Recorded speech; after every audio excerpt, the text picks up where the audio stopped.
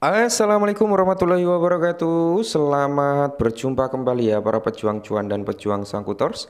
Bagaimana nih keadaan kalian semua? Semoga kalian dalam keadaan sehat semua dan saya doakan ya buat kalian sukses semua. Amin. Mantap jiwa ya.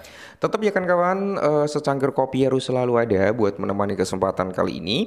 Di mana teman-teman ya kalau kita lihat bersama-sama nih dari segi perkembangan sektor kripto ya. Nih loh, bisa kalian lihat sendiri yang bertanya-tanya, kok market down, kok market down?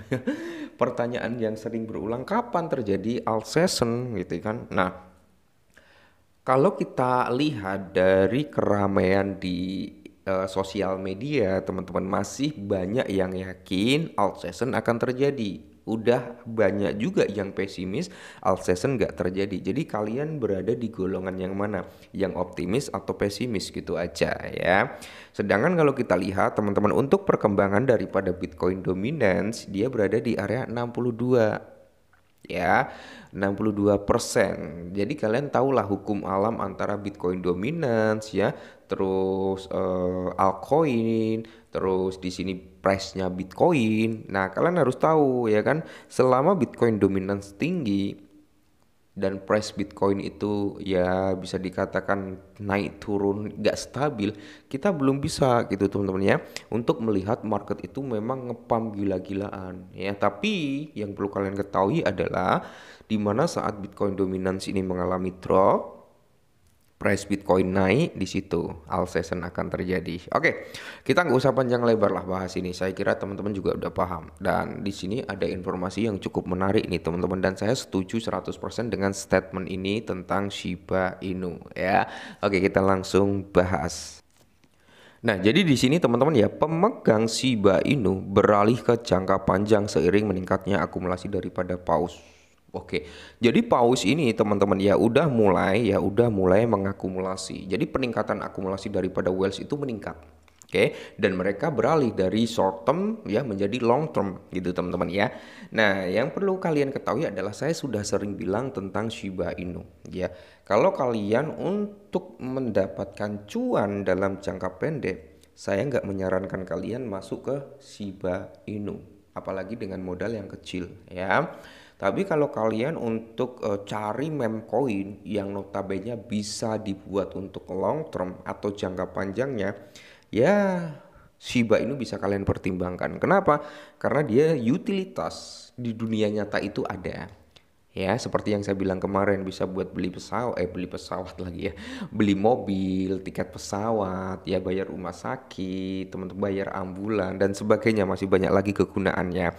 Dan dia juga menawarkan teknologi. Nah, itu yang bisa menjadi faktor pendorong juga. Nah, lanskap investor Shiba Inu mengalami perubahan mendasar pada kuartal 1 2025 kemarin yang menandakan potensi evolusi dari akar spekulatifnya. Menurut Inter the Block, lebih dari 80% dari total pasokan Shiba kini dikendalikan oleh pemegang jangka panjang. Nah, mereka yang telah memegang aset mereka selama lebih dari setahun, transisi drastis ini menandakan perubahan drastis dari sejarah meme coin yang penuh dengan hiruk-pikuk dengan perdagangan jangka pendek. Ya rata-rata pegang meme coin itu untuk short term. Ya, tapi kalau Shiba ini ya membalikkan keadaan tersebut, dijadikan untuk long term. Nah, tangan berlian mengambil alih. Oke, jadi analisis ya perilaku dompet terbaru mengungkapkan bahwa para paus Shiba meningkatkan kepemilikan mereka sebesar 75% selama kuartal pertama tahun 2025. Nah, meskipun terjadi penurunan harga yang tajam sebesar 45%, saldo para paus melonjak dari 732 triliun menjadi 787 triliun token, teman-teman ya. Nah, sebaliknya pemegang jangka menengah itu melepas sekitar 18% posisi mereka, dan perdagangan jangka pendek mengalami penurunan yang lebih tajam, mengurangi kepemikiran mereka sebesar 43%, turun dari 36 triliun menjadi hanya 21 triliun. Kemana perginya semua Shiba? Oke. Data dari Crypto Quantum itu menunjukkan adanya perubahan perilaku yang signifikan dengan cadangan pertukaran Shiba anjlok Oke, cadangan pertukaran Shiba anjlok sekitar 37,6% dari 139,7 triliun menjadi 87,2 triliun token. Biasanya arus keluar seperti itu ya ketat likuiditas sisi jual yang seringkali merupakan sinyal positif. Namun terlepas dari tren yang mengembirakan ini, harga Shiba terus merosot, mengisyaratkan apa? Pengaruh pasar yang lebih luas yang meredam potensi kenaikan. Oke. Di sini yang perlu kita ketahui adalah teman-teman ya. Jadi supply Shiba Inu yang ada di bursa, yang ada di market lah mungkin dari Binance, Coinbase, Robinhood dan sebagainya itu mulai menurun. Ya, yang tadinya itu ada sekitar 139,7 triliun, saat ini hanya sekitar 87 triliunan, teman-teman ya. Seperti itu. Jadi ada arus keluar dari bursa yang menandakan ini akan ada penahanan atau hold dalam jangka waktu yang tidak tertentu, mungkin jangka panjang ya. Nah, sayangnya dengan adanya berita positif ini, Shiba Inu kan belum mampu untuk recover. Nah, kenapa? Yaitu tadi teman-teman, satu, faktor daripada Bitcoin dominance itu sangat mengganggu. Yang kedua, price daripada Bitcoin itu dump. Yang ketiga, tarif Trump yang membuat gejolak market. Itu dia teman-teman yang menahan kinerja daripada sektor kripto ya. Mungkin kalau Trump nggak ngeluarin tarif gitu teman-teman ya, market kripto itu mungkin nggak akan stagnan seperti ini teman-teman ya. Bahkan Bitcoin itu diprediksikan bisa di area 70.000 ya. Mungkin di area 70.000 itu akan banyak yang akumulasi ya, bisa recover juga teman-teman. Tapi kan itu membawa kepanikan daripada sebagian orang ya. Tapi sebagian orang malah menganggap wah ini kesempatan nih untuk sero ya gitu. Nah, aktivitas paus dan sentimen pasar menambahkan komplektas pada narasi. Data Netflow, pemegang saham besar Inter the Block, mengungkapkan perilaku paus yang tidak menentu pada tanggal 6 dan 7 Januari tahun ini ya. Itu lebih dari 33 triliun Shiba membanjiri bursa, tetapi pada bulan Februari dan Maret net flow terbalik tajam, anjlok hingga 212%.